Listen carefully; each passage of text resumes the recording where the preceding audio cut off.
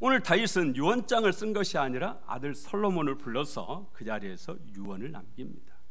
다윗이 남긴 유언은 크게 세 가지입니다. 첫 번째, 너는 2절에 힘써 대장부가 되라. 솔로몬이 아버지 다윗을 이어 왕위에 오른 나이가 대략 20살입니다. 20세의 어린 나이에 왕위에 올랐습니다. 더군다나 솔로몬에게는 형이 앞에 9이나 있어요. 9명의 형들을 제치고 왕위에 오른 겁니다. 그러면 이 왕위가 위태하겠죠. 그렇잖아요. 형들이 있어요. 형들이 앞에가 왕자의 난이, 그래서 압살롬의 난, 이미 아도니아의 난, 왕자의 난이 벌써 2번이 일어났습니다. 벌써 2번이. 그뿐 아니라 다윗이 죽을 때 이 병권을 누가 가지고 있었냐면요, 요압 장군이 가지고 있습니다. 당시 요압의 가문의 세력은 엄청났어요. 다윗도 마음대로 할 수 없을 만큼 그렇게 강력했습니다. 그런데 이제 20살인 솔로몬이 왕에 올랐으니까 그 형들이라든지 이 신하 대신들이라든지 그 다음 요압 장군이라든지 이런 사람들 앞에 어떻게 서야 되겠어요? 대장부가 되라. 무슨 말씀인지 이해되시죠? 남자다움을 보여라. 너의 의지적인 강함, 이러한 것들을 보여라. 저는 이 말씀을 읽으면서 사도 바울이 영적 아들인 디모데에게 디모데전서 4장 10절을 읽어보면 이런 말씀이 나와요. 누구든지 내 연수함을 업신여기지 못하게 하라. 당시 디모데를 에베소 교회의 목회자로 사도 바울이 세워놓고 떠나면서 많은 염려를 했습니다. 왜냐하면 디모데는 너무 나이가 어리거든요. 그런데 에베소 교회는 당시에 거대한 대형 교회입니다. 적어도 우리 교회를 비교해도 거의 6배에서 10배 가까이 큰 그런 큰 교회거든요. 그런 대형 교회의 목회자로 나이 어린 디모데를 세워놓고 가니까 이게 염려가 되는 거예요. 그래서 누구든지 네가 나이 어리다고 업신여기지 못하게 해라. 이 말은 꼼짝 못하게 하라 이런 뜻이 아니라 너의 처신을 잘하라. 오늘 다윗의 유언처럼 대장부가 되라, 그런 뜻이죠. 이 대장부는 물론 그러한 대장부도 말하지만 믿음의 대장부가 되라, 이런 뜻이 들어 있습니다. 믿음의 대장부가 되려면 어떻게 해야 되겠어요? 우리 3절 함께 읽어봅니다. 3절, 내 하나님 여호와의 명령을 지켜 그 길로 행하여 그 법률과 계명과 율례와 증거를 모세의 율법에 기록된 대로 지키라. 그리하면 네가 무엇을 하든지 어디로 가든지 형통할지라. 아멘. 하나님의 말씀을 지키라라는 거죠. 하나님의 말씀에 순종하라는 거예요. 그런 사람이 믿음의 대장부가 되는 거죠. 우리가 그렇잖아요. 내가 바르게 살면 남이 나를 업신여기지 못하는 거죠.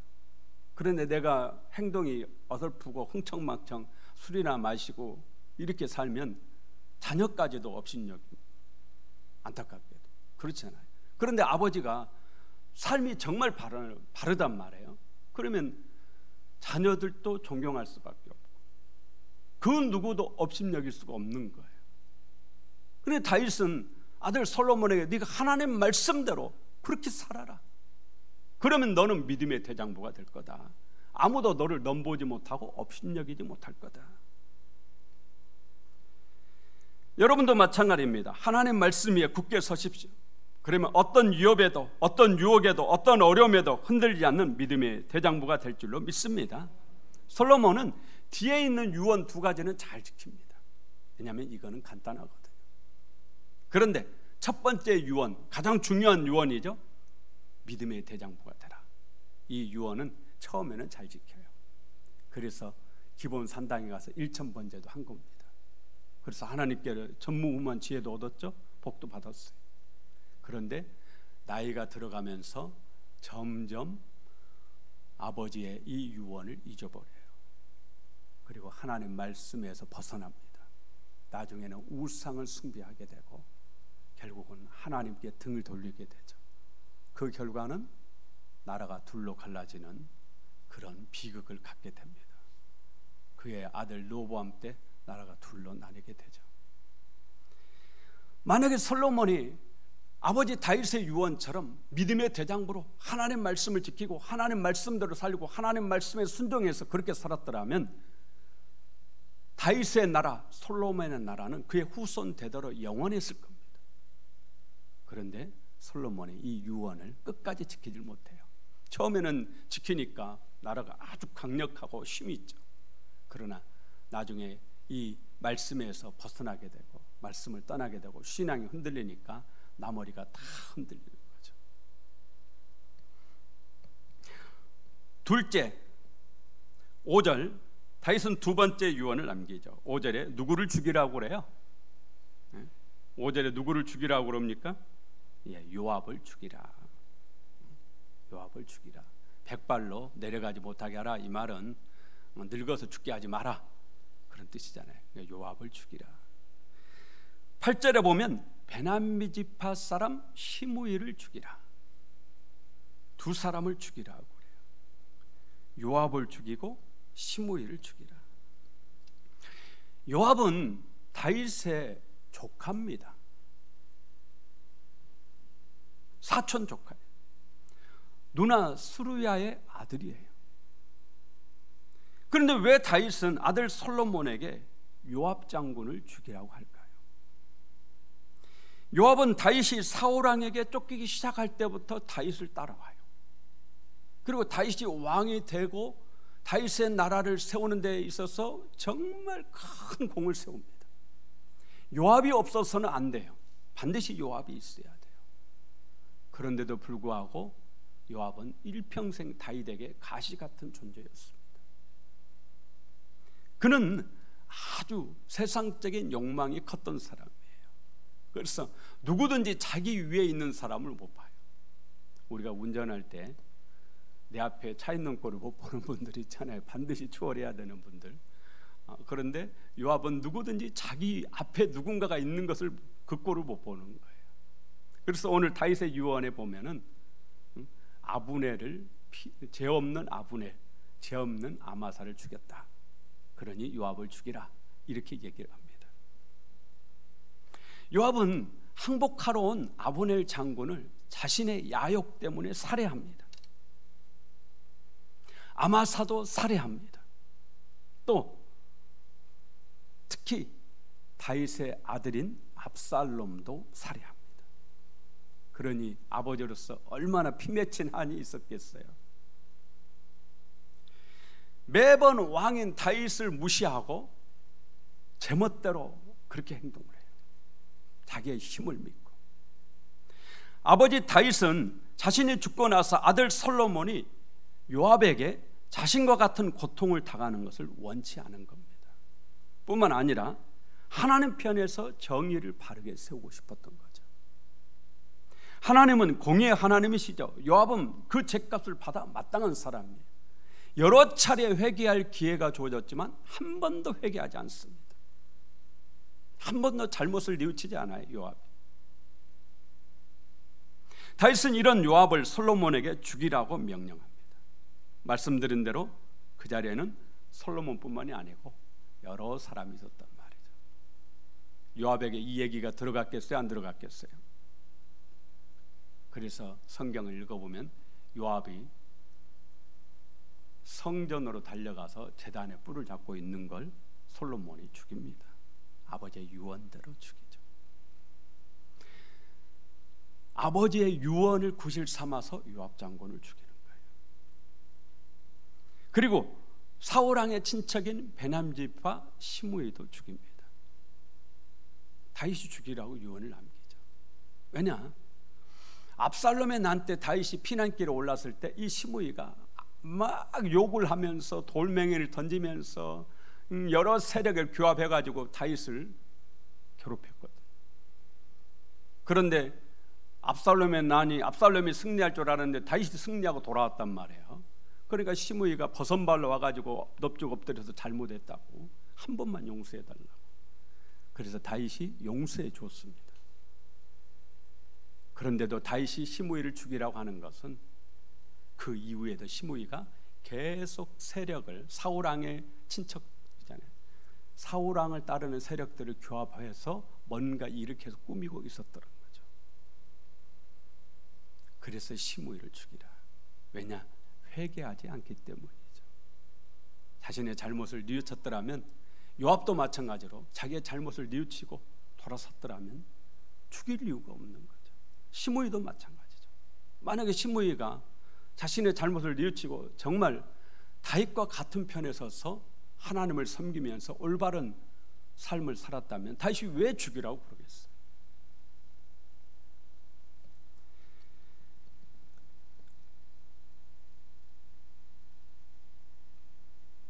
솔로몬은 시므이를 죽임으로 아버지의 유언을 실행에 옮겼습니다. 요압 장군과 시므이를 죽임으로써 많은 신하들이 생각한 거예요. 아, 왕에게 반역을 꾀하는 사람은 이렇게 되는구나. 그러니 왕에게 반역을 꾀하면 되겠어요? 안 되겠어요? 안 된다라는 것을 알게 된 거죠.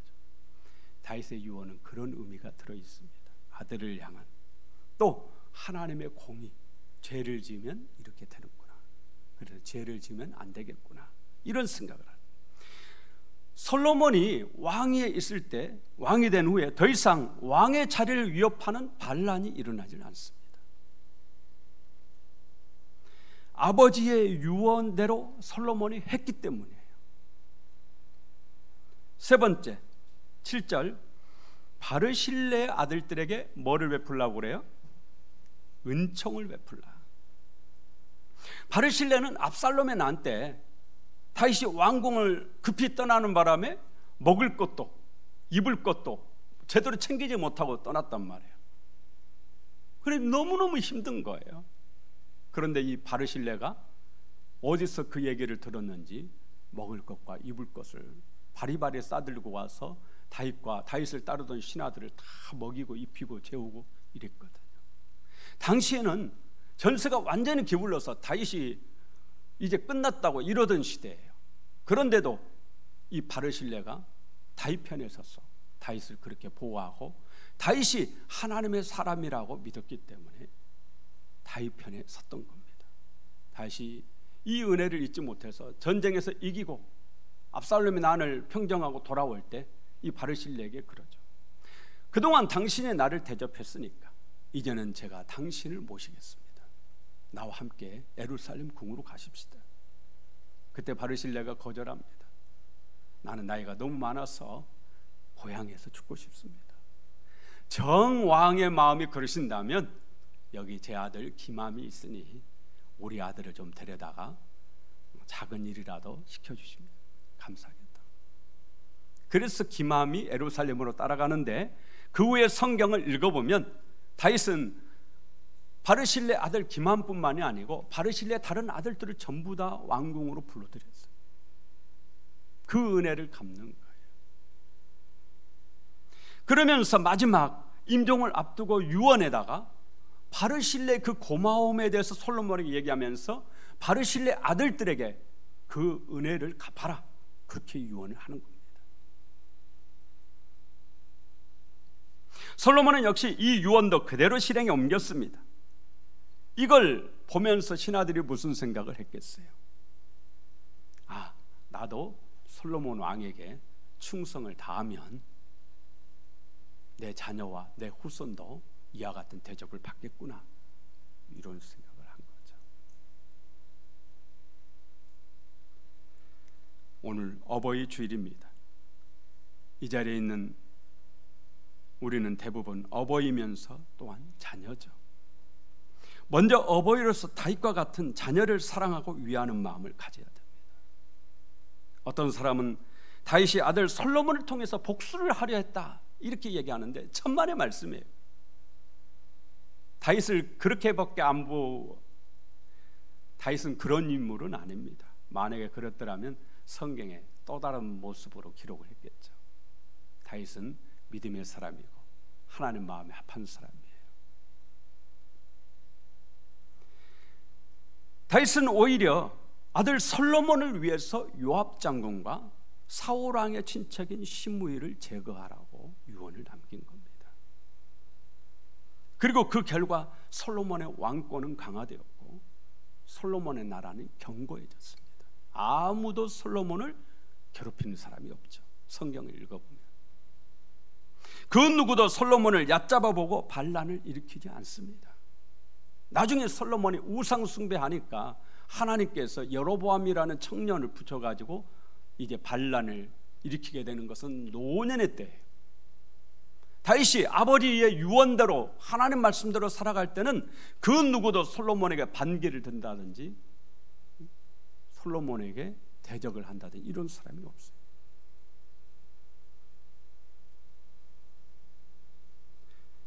다음으로 우리는 자녀로서 솔로몬처럼 부모님의 유언을 잘 받들어 실행을 해야 됩니다. 특히 마태복음 28장 19절 이하에 보면 예수님의 유언이 있어요. 그러므로 너희는 가서 모든 민족을 제자로 삼아 아버지와 아들과 성령의 이름으로 세례를 주고 내가 너희에게 분부한 모든 것을 가르쳐 지키게 하라. 볼지어다 세상 끝날까지 내가 항상 너희와 함께 있으리라. 이것은 예수님이 저와 여러분에 남긴 유언입니다. 전도자의 사명, 이 사명을 잘 감당하는 여러분 되시길 바랍니다. 지난 2년 동안 코로나19로 지구 인구 79억 명 중에 1490만 명이 사망을 했다고 그래요. 인구 500명 중에 한 명꼴로 사망한 셈이에요. 그러니 지금은 그 어느 때보다도 죽음에 가장 가까운 때 우리가 살고 있다 할 수 있습니다. 지금 죽으면 나는 어떻게 될까? 오늘 이 시간에 나 자신을 한번 되돌아봅시다. 지금 죽어도 나는 부끄럽지 않는 삶을 살았을까? 나는 어떻게 될까? 여러분 자신 한번 되돌아보세요. 그리고 부모님이 살아계실 때 한 번이라도 더 찾아뵙고 효도를 다합시다. 성경 분명히 효도하면 복을 주시겠다 하나님의 약속이 있습니다. 오늘 우리 우남신앙교회 어르신들에게 하나님의 크신 축복이 함께 하시길 예수 이름으로 축원합니다.